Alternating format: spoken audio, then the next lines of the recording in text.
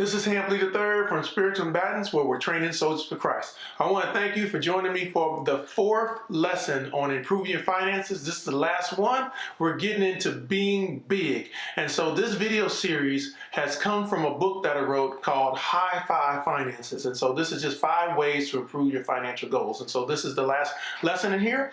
So if you'd like to get a copy of this book, you can go to my website, spiritualcombatants.com, click on the books link, and then you can download a free PDF, or you can purchase a hard copy or an ebook as well. So in this fourth part, I'm going to be talking about being big. Being big is budgeting, investing, and giving. And so what we want to do, so in budgeting, it is to budget to know where your money goes. You invest to create future financial options, and then we also give to help others reach their point B as well. So let's get into this. So now in budgeting, all this is to budget is just, you're just tracking what money, the money that comes in and the money that goes out. And so you don't have to use any programs or anything super big or expensive. You can have a sheet of paper, and that's what we use for years. We just use a sheet of paper that kind of identifies, all the things that we have, all of our responsibilities that we do. And I call it like a pre-game and a post-game. And so pre-gaming, basically before, either the day of or before, you sit down and work on your budget and categorize everything that you have. And so just for us, we use a pencil format, and we just kind of write down pen and paper. And so what we're identifying is, we tithe, we have savings. Those are typically the first two that comes off. Before I do anything else, I will tithe, and then I will also save. And so I'm doing those two first, and then I'll break down maybe groceries and whatever other expenditures that you have, all those, the needs. I need to pay my bills, and so I'm focusing on my bills, and then I look at wants. Maybe we can budget to go to the movies, or I may go out a little bit less. Instead of just saying I got money in my account, spend it, good to go, then I'm just saying, okay, let me try to just spend only this amount of money. Let me have allowance. Let me divide up all the money that I have. And so what you may realize, or what this will help you do, is to understand kind of where everything is going throughout the month. If you're in a situation where you have to use your credit card or some other means to be able to take up what you're doing, maybe you need to look at your budget, and you may need to cut some things down and say no to a couple areas of your life. But this just helps you to kind of identify where all your money is going. Now, if you want to use, there are a lot of free programs and Excel spreadsheets and apps and different things that you can use to be able to track your budgeting. Sometimes that may help some people to look at, like, over several months. Okay, how much have I been spending on groceries? How much have I been spending on maybe utilities and something else, or car notes? So sometimes you want to use like an app that helps you have like a macro level view, that I can see all my expenditures at one time. And that's what budgeting helps you do, because all you're doing is helping yourself to identify what comes in and what goes out, but ensuring that all the money is going into those different silos that helps you meet your financial goals. There are some needs that I have to attend to. Maybe there's a want here or there, some everything in between. I want to get, not for me, but you want to get some spa treatment or something else, and there's nothing wrong. I don't think there's anything wrong with going out to do those things, but sometimes we do it in so great excess that we don't have any room to give toward our point B and to our financial goals and some of the other goals that we have for our lives. And so this will be a good thing to help us do that. Because a lot of people, to be honest, may not need. Some people, they think, okay, my spending, I don't have a lot of money, so I'm going to get a second job. Some people, they absolutely need a second job to meet all of their needs, to make ends meet. They need that. But there are a lot of people that just spend too much, and so they're spending so much, they just living the good life, and they're going out so much that they don't realize that if I just said no to a couple other things and I budgeted my money, that I probably don't need to work an extra job. And so there's extra 20 or whatever hours that you're giving somewhere else to get more money. You may not have to work as much, or you may not even need that job. And maybe it may take a little bit longer to be able to meet your financial goals, but you can still get there with budgeting. And budgeting will help you do that, and having a little bit more discipline over what you spend. And not to say, okay, I've created this budget, now I'm just going to blow by it all the time. No, I'm going to really work toward, if I say I'm only going to spend $100 on groceries for the next 2 weeks, then I'm going to really look at spending $100. I'm going to go, and most of us have an app on our phone with a calculator, then I'll add everything up. and make sure that I get as close to maybe $90 or $95 because there's no only tax. So I'm trying to get as close as I can. And you can sit down and just itemize everything or whatever you're going to put in your basket.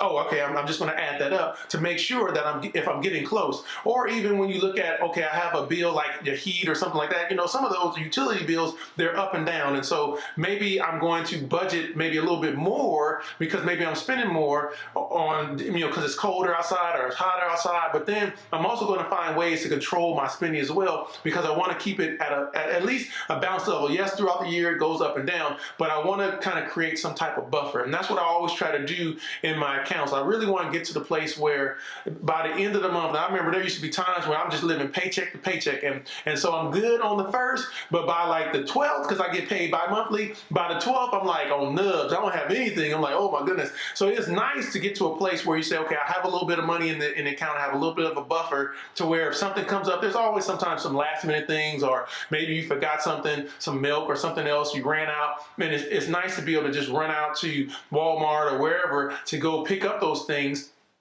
as opposed to saying, I'm just going to have to wait till I get paid. And that's what I've done that for many years. I'm like, oh, no, I can't go get that right now. I don't want to use my credit card to get it or some other means. I'm just going to have to wait. So budgeting to help you get there slowly but surely. Some of these things that you're doing in your life, or some of your financial habits, those things don't just change overnight. Hopefully they will get better within a short amount of time. Everything that I talked about in this lesson is over a 20-year period. And so these are things I had to learn the hard way. Even people talking to me are saying, hey, giving me different pieces of advice, I had to learn these things on my own and try to figure it out. I'm getting a little bit of help here and there, reading things different here and there, but a lot of that was just trying to get me in check. And I was the hardest person to I was the key to learning how to get our finances right, because I learned how to control my spending. And so if you learn nothing else from this whole video series, that's what I want you to pick up and learn from this, is just getting to the place where you learn how to say no and just control your spending habits. That's what's going to help you reach your financial goals. Now, if you want to use some other video series, there's a whole lot of other teachings on this. I'm not a financial counselor. I'm just a person sharing my own thoughts and ideas about financial management, some of the bumps along the road that I've experienced, but I'm hoping that it will help you to get to your financial goals, or at least get to a place where you're thinking about those things like, well, let me think about that. Let me think about where my spending is going and where my money is. And maybe those things, I'm hanging out and doing too many things that's keeping me from reaching the goals that I really set out for myself financially, or the things I want to get, like buying a house or saving for your children's college or something like that. So that's what's important, getting you, as you budgeting, getting you to a place to where you can begin to, and the second part is investing. And so, as I said before, in investing, you're just investing to give yourself future financial options. And there are a lot of different financial or investment vehicles that you can use to give you a return on investment. Now, and it's all based on your comfort level. I'm a very cautious person. I don't have a lot of money, and I'm not trying to risk the little bit of money I have, or risk all of it. I'm not betting the farm. Some people are. They're huge gamblers, and they'll just go in the most aggressive, sometimes the most aggressive financial vehicle that'll give you the largest return on investment, you can lose everything. And so I'm not that person. I'm a very safe person. I mean, I'm the type, I don't put my money under a mattress, but I have money in savings account, and I do reach out a little bit. I was in stocks and had my money in some other places as well. But I'm a real safe saver. I want to make sure the money I have, when I need it, I can use it. And that I do have some longer range goals. I do have a Roth IRA. And when my daughter was before she went into college, I had a 529 plan for saving up for her college as well. So I had different vehicles that have like a longer range goals. But I'm just looking to be able to save money. And so I wasn't really big on return on investment. I think a lot of people are, but I'm like, look, I just want to make sure when I need the money, it's there. So what you want to break down when you're building your investments, there's several different vehicles you can use. Some people use a mattress. They just put money, like your grandparents, they have money hidden all over the house. But the only problem with that is there is a risk in that, is that you have to consider the people that are in your house, because not everybody's going to be honest, and they may come looking for the money that you hiding in your mattress and in cookie jars and different places. You have savings accounts and certificates of deposit. You have bonds. There's so many things that you can use, stocks, mutual funds. and each of them have their own pros and their own cons. And I'm not going to go into all of those because you choose one that's best for you. And I do provide in the book just a general overview of each one, but I chose different vehicles that would kind of, just kind of fit my personality and maybe what I was comfortable with as far as risk level may go. And so the most riskiest was stocks for me. And so I invested in stocks for several years, and I was able to take the stocks and then to be able to cash them out, and I used them to help purchase a home. And so for me, that was like leveling up. And so this is what like investing is going to do for you. It's going to help you level up or help you get to another place that maybe I'm saving for a business, or I'm investing for a while because I'm looking out for my future when I retire. Maybe shorter term, I'm just going to put my money in the bank or in the jar because I just want to make sure that by the end of the year the money's here, or I just want to have a buffer, whatever that may be. I'm using different vehicles to help get me there. Some of it may be unorthodox. Like I said, a lot of things I've done, especially when I got to picking stocks, they got to be very basic. And so now I don't really have stocks. I've been thinking about going back into them again, but right now I just have an S&P 500 index fund that kind of follows the market, mutual fund that just kind of follows the market along.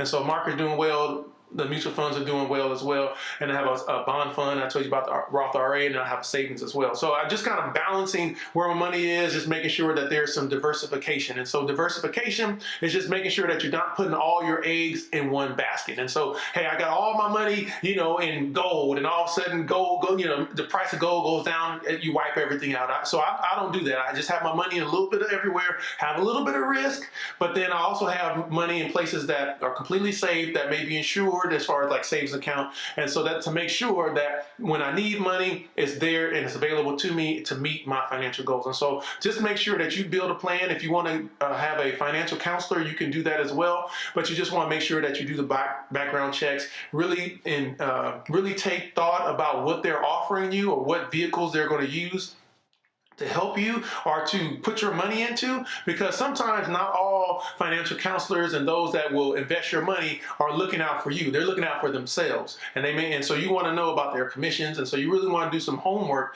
on that person, the company, and kind of the methods that they use in order to invest your money and how they're going to do about that. Don't just walk up and say, hey, here's my money and here's all I'm gonna pay you to do whatever you want with it, and I'm just going to walk away. No, you want to be invested in that and making sure if you're using financial counselors that they are the ones that will help you best, and that they're licensed, and that what they're doing is in your best interest as well. So make sure that you're taking the time to do that. But whatever you use to invest, just make sure that you're using those things to help you to get to your point B, whatever they may be. All right. So then lastly, in giving is helping other people to reach their point B. As I said, there's some longer range point Bs and there's shorter range. It could be, giving, it could be the 5 jackets that you have in your house. You say, hey, look, I'm gonna give 2 or 3 of those jackets away. There may be some people that may be homeless, or there may be some school kids that that's in the neighborhood whose parents may not be well off. You say, hey, I have some jackets that I'd like to give you, or I have some shoes just laying around that I'm not using. I'd like to give you your kids, or I'd like to give you some shoes if you don't mind. Maybe you're going to help somebody, you're going to invest in somebody to help them reach their point B. A young child, you say, hey, they really want to learn how to cut hair and be licensed, but they don't have any money. You say, you know what? I got $1,000 or however much, I'm not sure how much it costs to go to barber school, but hey, I'm going to give you money to go to barber school so that you can start maybe not start a business, but at least you can be a licensed barber, and then you're giving this person a profession. You're helping them to be licensed, and then you can work on, hey, this is just a gift and you don't have to pay me back, or hey, you can pay me back and whatever time, you don't have to charge interest or anything like that. I'm just trying to help somebody out, and we really need to get back to that. When I get to a place where I may be a little better well off, then I should reach back to help someone else that may be in need, because that one day that was me.